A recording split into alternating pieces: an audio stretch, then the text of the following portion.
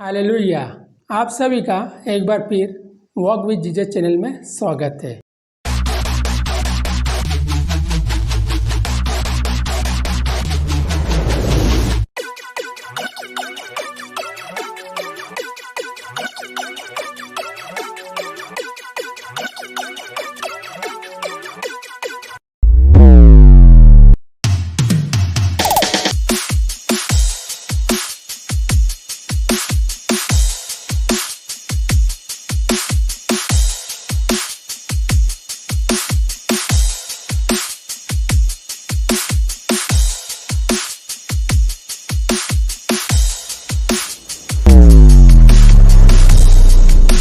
मैं आप लोगों का फिर एक बार शुक्रिया अदा करता हूँ कि जिस रीति से आप लोग इन पवित्र वचनों को रिस्पॉन्स कर रहे, काबिल तारीफ है।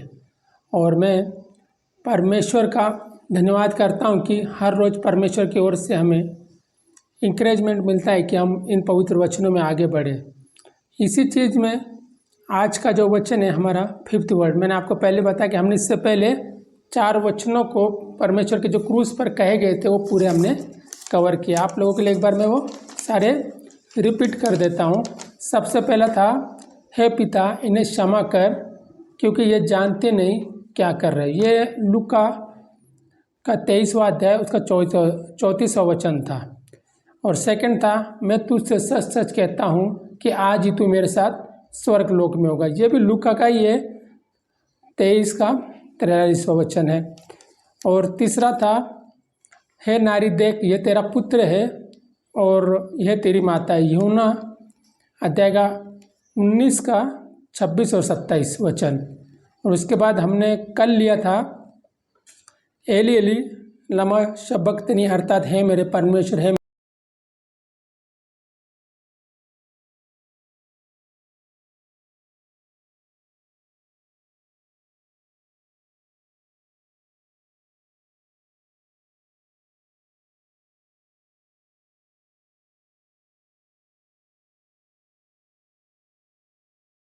छोटा सा मैसेज जो कि मैं हमेशा कहता हूँ कि हमारे पेज को लाइक कीजिए, फॉलो कीजिए, अगर यूट्यूब पे है तो उसे भी सब्सक्राइब कीजिए और शेयर कीजिए, क्योंकि परमेश्वर के वचन है, कब कहाँ किसके जीवन में काम करेंगे ये हम नहीं बता सकते। ये परमेश्वर की योजना होती है, लेकिन परमेश्वर के वचन हमें एक दूसरे को पहुँचाना है, वो हमारा काम है।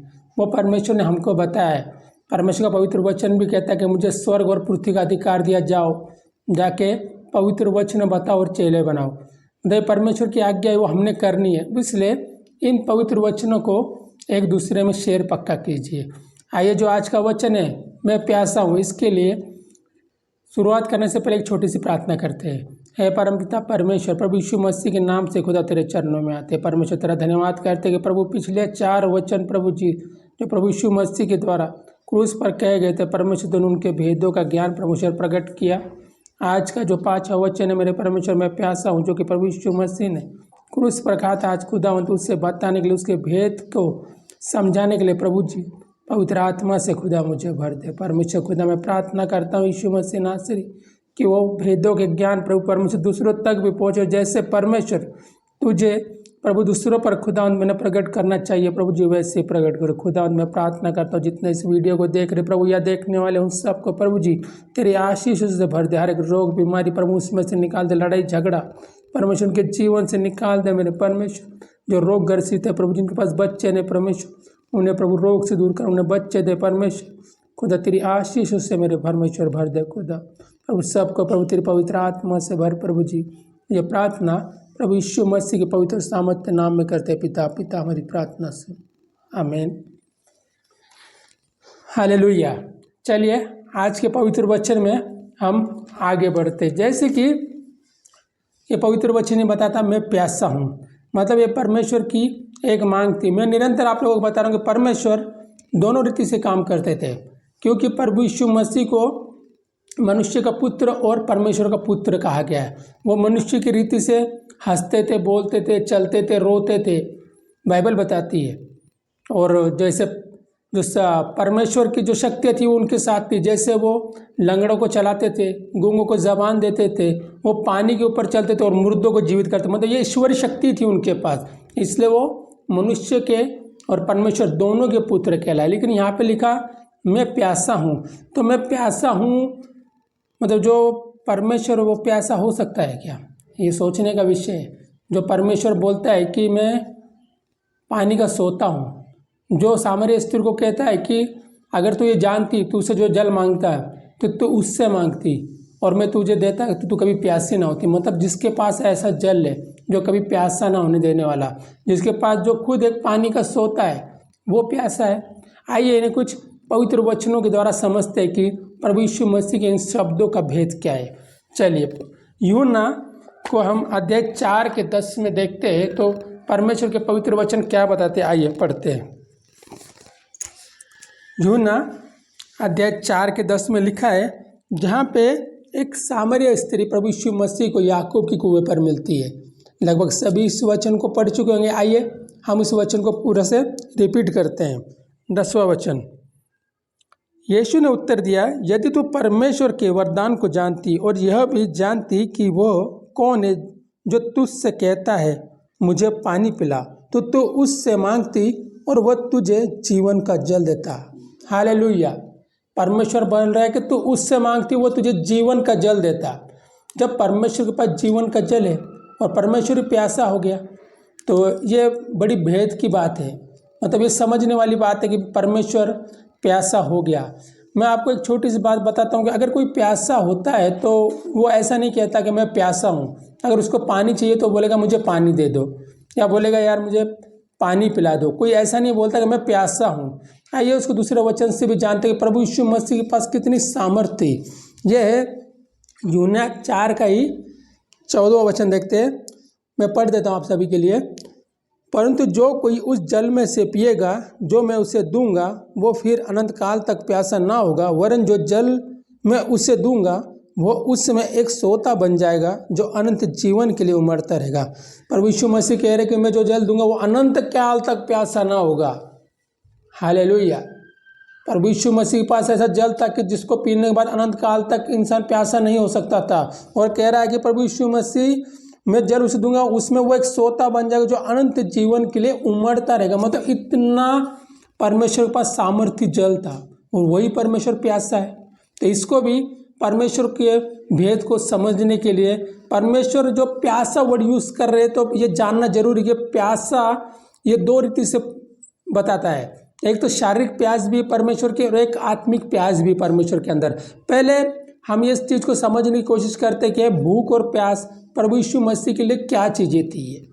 परमेश्वर भूख का मतलब सिर्फ खाने के लिए बोलते थे कि भूख और भी किसी चीज़ को बताती थी। प्यास सिर्फ पानी की प्यास या शारीरिक प्यास थी कि ये प्यास और कुछ भी दिखाती थी। आइए इन पवित्र वचनों के द्वारा समझने के लिए कोशिश करते हैं।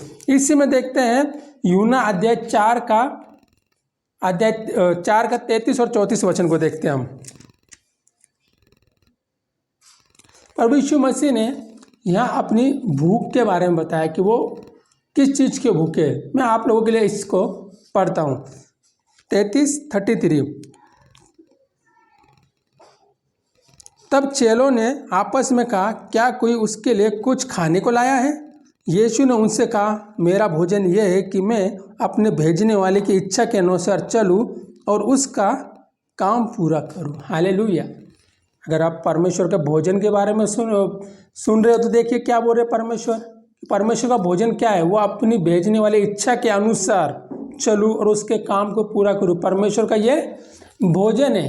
प्रभु यीशु मसीह खाने के विषय में नहीं बता रहा। अगर परमेश्वर यहाँ पे बोल रहे कि मेरा भोजन क्या है तो प्रभु यीशु मसीह परमेश्वर के भोजन के बारे में बता रहे कि उसका भोजन क्या है। वो जो उसके भेजने वाले परम पिता परमेश्वर उसकी इच्छा पे चलूँ, उसके काम को पूरा करूँ, ये परमेश्वर का भोजन है। अगर आप इसी को प्रकाशित वाक्य 3 के अध्याय 3 में और 20वें वचन में देखते हैं तो उसमें परमेश्वर ने बताया है कि आप लोगों के लिए मैं पढ़ता हूँ इसको,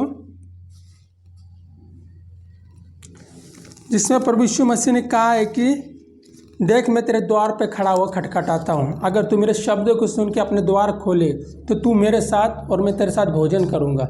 मतलब प्रभु यीशु मसीह किस भोजन की बात कर रहे हैं? इस भोजन की बात कर रहे हैं, वो हमारे पिता परमेश्वर की इच्छा पे चलने वाली और उसके अनुसार उसके दिए हुए काम को पूरा करने वाली चीज़ों को भोजन कह रहे हैं। तो इसका मतलब भोजन परमेश्वर का अलग है, तो प्यास भी अलग ही होगी परमेश्वर की। तो आइए परमेश्वर की प्यास के बारे में हम देखते हैं। तो इसको देखने के लिए हम थोड़ा सा पीछे चलते हैं। भजन संहिता 42 के दूसरे वचन को हम देखते हैं, वो क्या कहता है, परमेश्वर की प्यास के बारे में बताता है। देखिए उसमें क्या लिखा, मैं आप लोगों के लिए पढ़ता हूँ। जीवते ईश्वर परमेश्वर का मैं प्यासा हूँ, मैं कब जाकर परमेश्वर को अपना मुंह दिखाऊं। हालेलुया। परमेश्वर अपनी प्यास को कैसे बता रहे, देखिए परमेश्वर कह रहे मैं जीवते ईश्वर परमेश्वर का मैं प्यासा हूँ, कब मैं जाकर परमेश्वर को अपना मुंह दिखाऊं। परमेश्वर की जो प्यास है वो कौन सी, कि पिता परमेश्वर ने जो काम उसे सौंपा उसने अपने काम को पूरा किया और जल्दी से जल्दी जाके वो परमेश्वर को अपना मुंह दिखाना चाहता है। ये बड़ी प्यास है परमेश्वर की वहाँ पे प्रभु यीशु मसीह की। आप देखिए अगर कोई आपको कोई काम देता है, अगर आप उस काम को पूरा कर लेते हो तो आपकी इच्छा होती है कि मैं जल्दी से जल्दी जाऊँ उस चीज़ को बताऊँ कि भाई मैंने ये काम कर लिया है। आजकल तो फ़ोन का ज़माना, अगर फ़ोन उस समय का समय देखे जब प्रभु यीशु मसीह था, उस समय कोई फ़ोन नहीं, कोई वायरलेस सिस्टम नहीं, वहाँ तो खुद ही पर्सनली इंसान को दूसरे इंसान के पास जाना पड़ता था कि बताने के लिए भाई जो काम तुमने सौंपा था हमने वो कंप्लीट कर लिया। तो परमपिता परमेश्वर ने प्रभु यीशु मसीह को काम सौंपा था। वो प्रभु यीशु मसीह की प्यास थी कि मैं जीवते ईश्वर परमेश्वर का प्यासा हूँ कि कब मैं जाकर परमेश्वर को अपना मुंह दिखाऊं। परमेश्वर की सबसे बड़ी प्यास ये थी कि मैं उन्हें जाके बताऊं, हे पिता जो तूने मुझे काम दिया मैंने सब कुछ कर लिया, मैं अपना मुंह उसे दिखाऊं। आपको समझ में आया होगा कि परमेश्वर की प्यास किस चीज़ के बारे में बताएगी। आइए उससे दूसरे वचन से देखते हैं। यह है भजन संहिता 119 का 131वां वचन देखते हैं। आइए उसे पढ़ते हैं। उसमें लिखा है, मैं मुंह खोलकर हाँफने लगा क्योंकि मैं तेरी आज्ञाओं का प्यासा था। हालेलुया। परमेश्वर कहते हैं कि मैं तेरी आज्ञाओं का प्यासा था। मतलब परमेश्वर की आज्ञा जो थी, परमपिता परमेश्वर की जो प्रभु यीशु मसीह के लिए उन आज्ञाओं का प्यासा था प्रभु यीशु मसीह, जो कि उसने सब कुछ वहाँ पे पूरी करी। प्रभु यीशु मसीह ने अपने प्राणों तक को दे दिया। क्योंकि आप देखो कि जब गतसमनी पहाड़ के अंदर प्रभु यीशु मसीह ने लास्ट प्रार्थना करी तो उसने कहा कि हे पिता हो सके तो ये कटोरा मेरे सम्मुख से हटा ले। कौन सा कटोरा? वो मृत्यु का कटोरा था। लेकिन प्रभु यीशु मसीह ने यहाँ पे फिर कहा, हे पिता मेरी नहीं तेरी इच्छा पूरी होने दे। यानी कि किस रीति से परम पिता परमेश्वर की इच्छा को पूरी कर रहा था।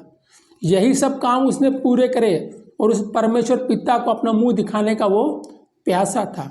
अगर ये हो गया आत्मिक रीति से। अगर आप शारीरिक रीति से देखें तो जो बाइबल के स्कॉलर वो बताते हैं कि वो शारीरिक रूप से भी प्यासा था। क्योंकि प्रभु यीशु मसीह ने वचनों में कहा है कि आत्मा तो तैयार है पर शरीर निर्बल है। क्योंकि वो शारीरिक भी था ना, वो पूरा आत्मिक नहीं था। वो संसार में था, हमारे जैसा था, वो खाता था पीता था रहता था। मतलब हमारे जैसे उससे प्यास भी लगती थी, हमारे जैसे उससे भूख भी लगती थी। मतलब इस रीति से वो चलता भी था। तो वो प्यास लगना उसको स्वाभाविक था क्योंकि उसकी पूरा ब्लड उसका निकल चुका था उसके, और शरीर में पानी नहीं था। वो प्यास भी बताते हैं कि प्रभु यीशु मसीह को वो प्यास लगी थी कि जो परमेश्वर के द्वारा जो शारीरिक रीति से वो हमारे बीच में था। ये भेद की बात है। जब तक परमेश्वर इनका हमें ज्ञान नहीं दे हम उनसे समझ नहीं पाते। हम कोशिश कर सकते हैं कि परमेश्वर की पवित्र आत्मा की सामर्थ्य हमें मिले और हम इन चीज़ों को पूरा करें। मैं परमेश्वर से प्रार्थना करता हूँ कि इन पवित्र वचनों के द्वारा आप सब आशीषित होंगे। एक बार फिर इन वचनों को शेयर कीजिए और एक दूसरे को आगे बढ़ाइए। सबको जय मसीह की।